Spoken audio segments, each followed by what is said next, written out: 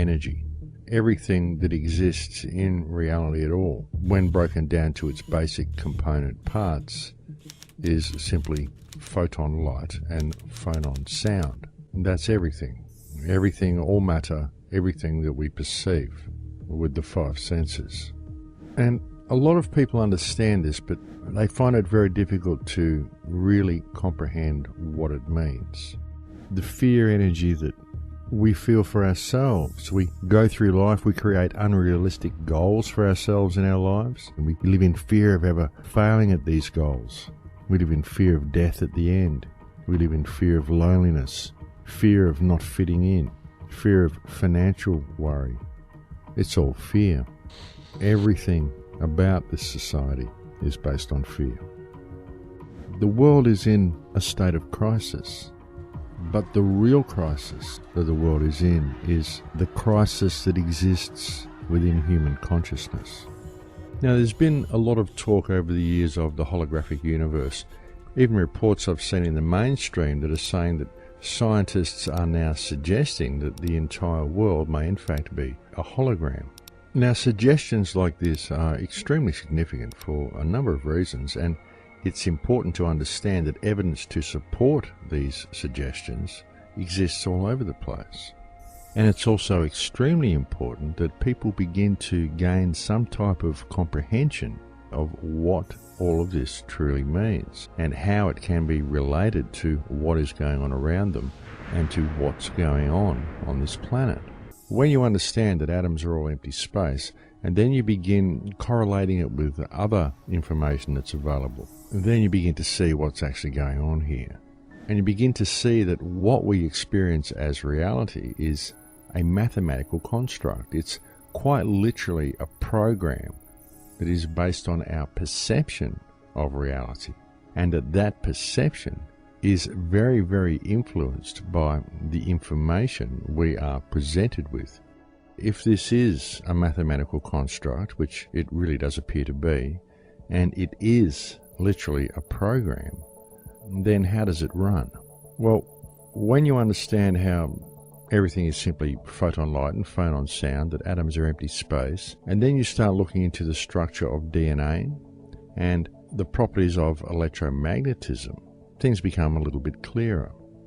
Now, I've often mentioned to you the work of people such as Dr. Bruce Lipton, who has very adequately explained how cell membranes work and how they literally download an electromagnetic signal from the surrounding field. And it would appear that this is how your consciousness accesses the biological water-based computer that is your body. It's literally downloaded from the surrounding energy field into that body. And that is the vehicle that is used for you to experience this reality. And the recent studies into water that clearly demonstrate that water has memory also goes a long way to explaining how this procedure works, because there's all the information that is needed to run the operating system. There is all the data that is needed in order to create reality, to create life. All of the information, all of the memory exists within the water. And your body is a water-based organism. So all of this information, all of this memory, all of this RAM drive comes into your body. Your body is virtually the operating system, and your consciousness is downloaded into it via your cell membranes.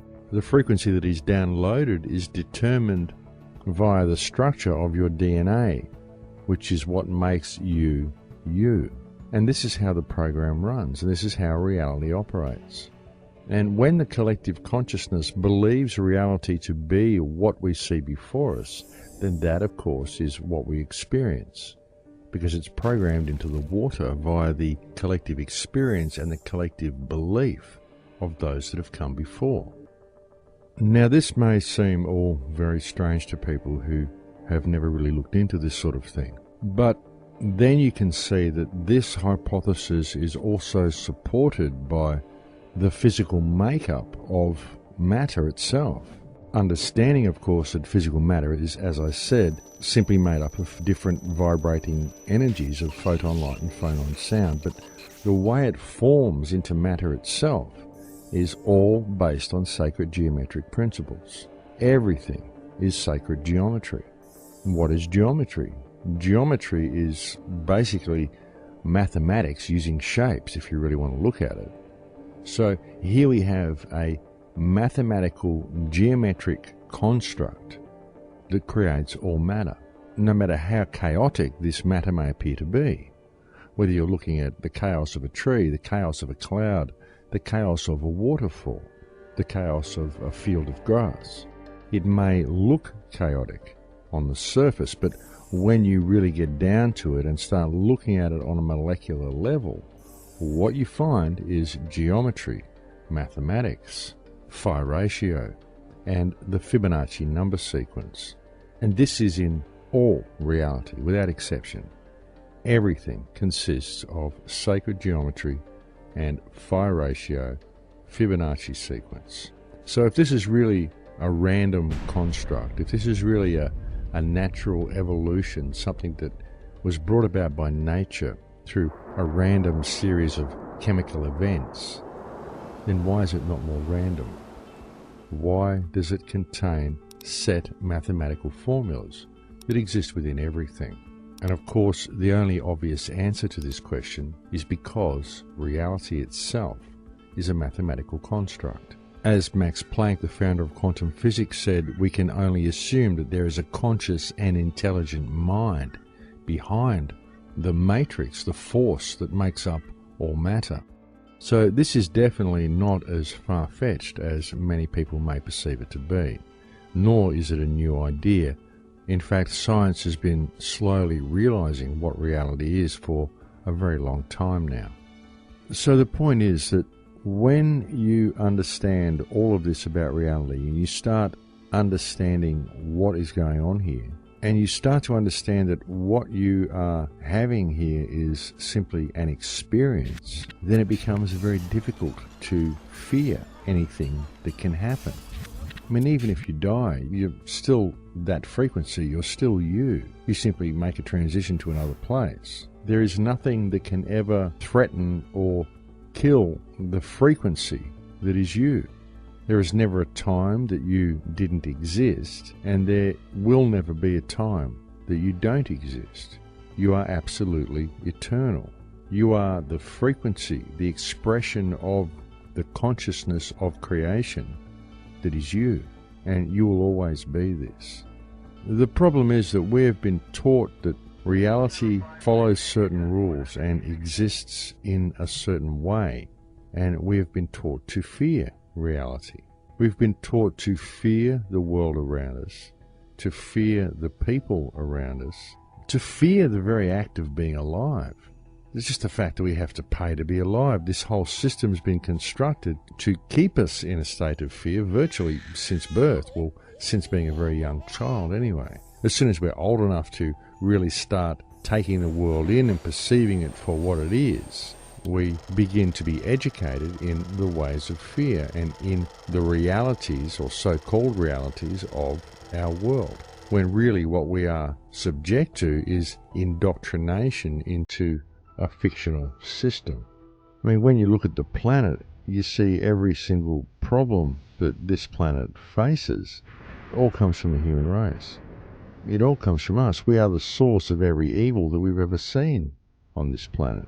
And we will continue to be the source of every evil that we see on this planet until we start to really look at what reality is and really start to understand what this force is within ourselves that causes reality to be this way. Everything within reality is mathematical. Everything is exactly the way I explained before, looking at it from a point of view of physics and science. Then how did the human consciousness get into a state where this is the reality that we've created for ourselves? I mean, if we're supposed to be so advanced, I mean, is this it? Is this what we came up with? Because it doesn't make any sense at all. And I guess where I'm trying to go with all of this is simply to get people to ask themselves that question, because it's an important one to look at. And if people can just sort of stop and think about this for a little while, I'm sure they will realize that it is a question that really, really needs to be acknowledged by people. Because if people continue to fail to acknowledge that this question exists, then the human race will continue to fail to find solutions to the problems that we face.